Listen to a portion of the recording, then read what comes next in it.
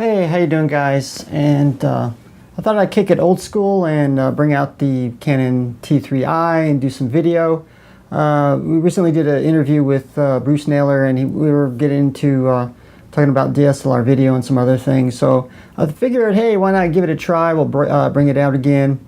And now my workflow is a lot different than what I use. Before I use a Canon T3i for most of my let's say topics and stuff, and actually using the HDMI out into a capture card and send the audio through a mixing board, and it works pretty quickly. I set the picture profile to standard, EOS standard. Doing it through the Canon T3i, there is several problems doing the way I normally do it. For instance, the HDMI out for video into the capture card doesn't put it in full res. I think it's 1080p. It kind of shortens the picture down, and then actually I got the heads-up display showing, so there's several things I had to do to get it to work. And then it was simply not useful enough to really do that. So I'm going to show you some of the trials and tribulations of doing this. Here we have the Canon T3i set up on the tripod.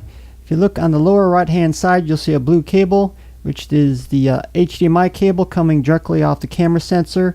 That way we can bypass the H.264 encoding. The blue cable from the HDMI output of the camera goes into a capture card, or it's actually a black box on the right hand side. Which we're recording to the Mac Pro 2013.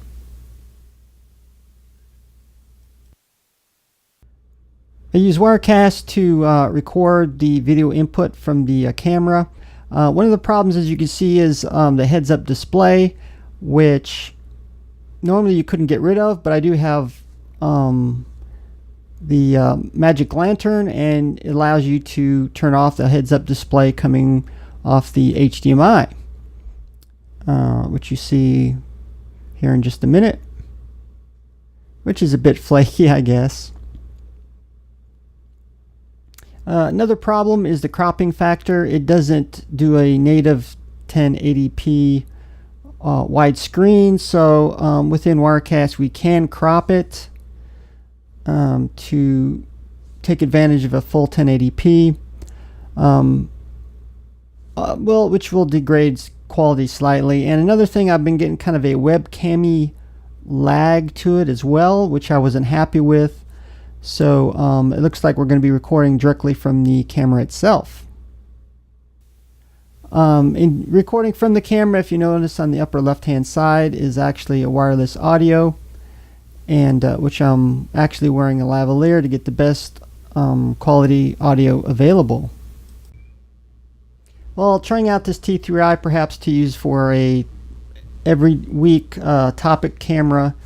It seems there's just too many problems and long cuts that I have to do to really get the fastest workflow available. So I'm currently just going to use my Canon C100, HDMI directly into the capture card using the EOS standard picture profile, which is saturated. That is simply the fastest, and audio coming from the mixing board.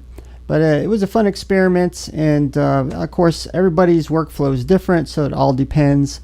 So give me your thoughts, and if you like my videos, please thumbs up and join a subscriber, and thanks a lot.